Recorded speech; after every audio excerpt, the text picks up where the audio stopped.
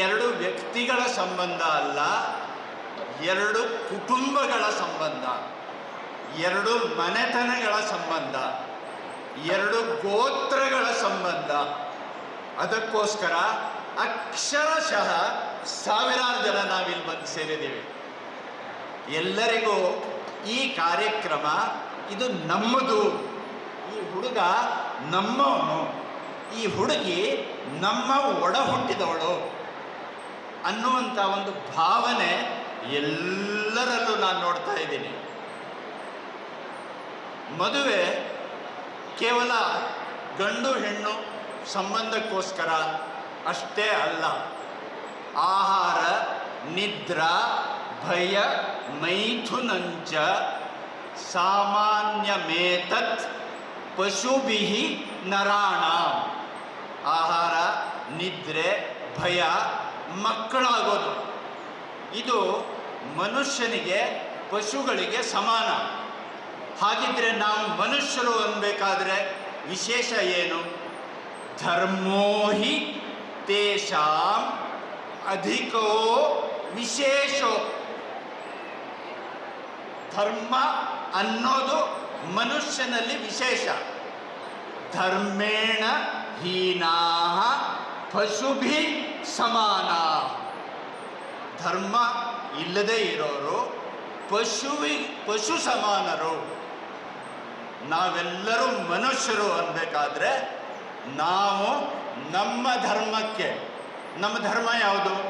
ಸನಾತನ ಹಿಂದೂ ಧರ್ಮ. ನಮ್ಮ ಧರ್ಮ, ನಮ್ಮ ಸಂಸ್ಕೃತಿ, ನಮ್ಮ ಸಮಾಜ ಇದು ಜಗತ್ತಿನಲ್ಲಿ ಇವತ್ತು ಜಗತ್ತಿನ ಕಲ್ಯಾಣವನ್ನು ಯೋಚನೆ ಮಾಡುವಂಥ ಏಕಮೇವ ಧರ್ಮ. ವಸುಧೈವ ಕುಟುಂಬಕಂ ಅನ್ನುವಂಥ ಧರ್ಮ. ಸರ್ವೇ ಭವಂತು ಸುಖಿನಃ.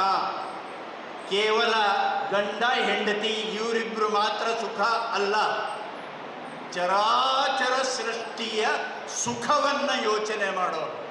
ಸರ್ವೇ ಸಂತು ನಿರಾಮಯಾಃ, ಸರ್ವೇ ಭದ್ರಾಣಿ ಪಶ್ಯಂತು. ಒಳ್ಳೆಯದನ್ನೇ ನೋಡಬೇಕಂತೆ.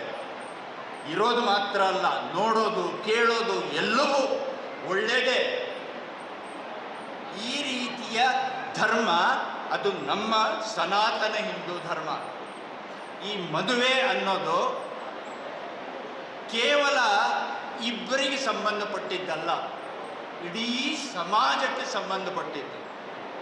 ನಮ್ಮ ಧರ್ಮ, ನಮ್ಮ ಸಂಸ್ಕೃತಿ, ನಮ್ಮ ಪರಂಪರೆ ನಿರಂತರವಾಗಿ ಸಾವಿರಾರು ವರ್ಷಗಳಿಂದ ಇರುವಂಥದ್ದು, ಸನಾತನವಾದ್ದು. ಜಗತ್ತು ಉಳಿಬೇಕಾದರೆ ಜಗತ್ತಿನ ಜನರಿಗೆ ತಿನ್ನುವ ಅನ್ನವನ್ನು ಬೇಯಿಸಿ ತಿನ್ನಬೇಕು ಅನ್ನುವಂಥ ತಿಳುವಳಿಕೆ ಪ್ರಜ್ಞೆಯೂ ಇಲ್ಲದೆ ಇದ್ದಾಗ, ಮಾನ ಮುಚ್ಚಕ್ಕೆ ಬಟ್ಟೆ ತೊಡಬೇಕು ಅನ್ನುವಂಥ ಆ ಪ್ರಜ್ಞೆಯೂ ಇಲ್ಲದೆ ಇದ್ದಾಗ, ಜಗತ್ತಿನ ಜನಕ್ಕೆ ಸಂಸ್ಕೃತಿಯನ್ನು ಕೊಟ್ಟವರು ನಾವು ಭಾರತೀಯರು. ಆ ರೀತಿಯ ದೇಶ ನಮ್ಮದು ಹಿಂದೂಸ್ಥಾನ. ಜಗತ್ತಿಗೆ ಬೆಳಕನ್ನು ಕೊಟ್ಟವರು ನಾವು. ಭಾರತದಲ್ಲಿ ಪ್ರಭಾ ವಿಭಾ, ಪ್ರಭಾಕರ ವಿಭಾಕರ ಅಂದರೆ ಪ್ರಕಾಶವನ್ನ. ಯಾಂ ರಥಂ ಇತಿ ಭಾರತಂ. ಬೆಳಕಿನಲ್ಲೇ ಮುಳುಗಿರೋದು ಭಾರತ. ಜಗತ್ತಿಗೆ ಬೆಳಕನ್ನು, ಜ್ಞಾನದ ಪ್ರಕಾಶವನ್ನು ಕೊಟ್ಟವ್ರು ನಾವು. ಅಂಥ ಪರಂಪರೆಯನ್ನು ಮುಂದುವರಿಸಿಕೊಂಡು ಹೋಗುವಂಥ ಜವಾಬ್ದಾರಿ ಈ ಇಬ್ಬರಿಗೆ ವಿವಾಹದ ಮೂಲಕ ನಾವು ಬಂಧಿಸ್ತಾ ಇದ್ದೇವೆ. ಮುಕ್ತವಾಗಿರೋದಕ್ಕೋಸ್ಕರ ವಿವಾಹ ಅಲ್ಲ, ವಿವಾಹ ಅನ್ನೋದು ಒಂದು ಬಂಧನ. ಕುಟುಂಬ ಅನ್ನುವಂಥ ಬಂಧನಕ್ಕೆ ಇವತ್ತು ಒಳಗಾಗಿದ್ದಾರೆ. ಕುಟುಂಬ ಅಂದ ತಕ್ಷಣವೇ ತಂದೆ, ತಾಯಿ, ಮಕ್ಕಳು, ಮೊಮ್ಮಕ್ಕಳು, ಸ್ವಭಾಷಾ, ಸ್ವಭೂಷ, ನಮ್ಮದು, ನಮ್ಮತನ, ಆ ರೀತಿಯ ಸ್ವದೇಶಿ ಭಾವನೆ ಇರುವಂಥ ಜನ.